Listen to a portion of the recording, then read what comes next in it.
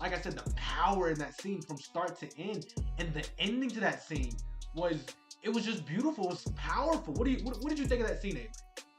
Man, so many key points in that scene. First of all, to just be casually, like, just relaxing at your house, apartment, a random building, whatever, at your partner's house, whatever. Right.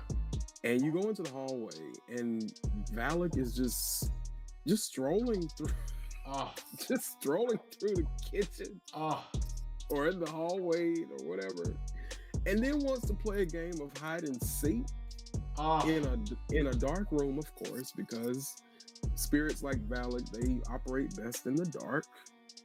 Correct. Like,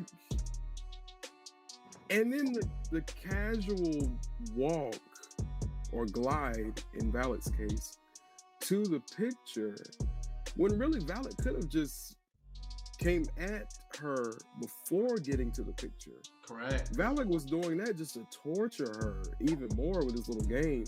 But just to come across like that, and then the hands, just to see the hands grab that picture, and that literally is when art imitates life, because that picture coming alive and Valak running at her like that is so disturbing, and it's amazing.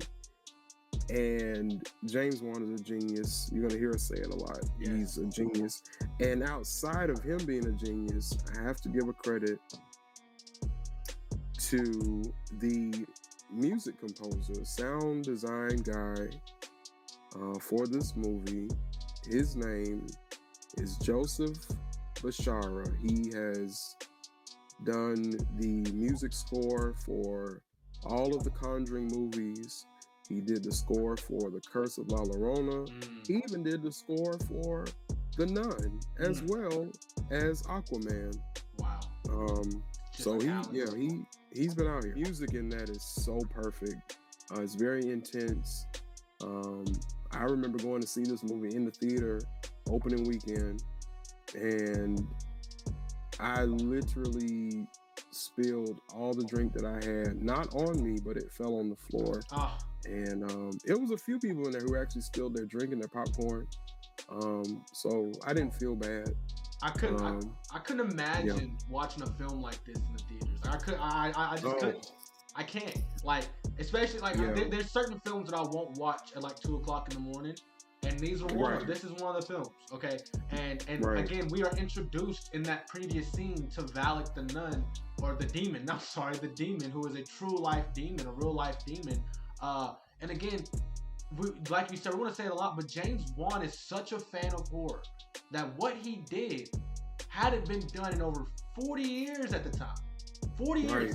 Because the only film that could truly impact a generation, impact an audience like this, is The Exorcist. That's it.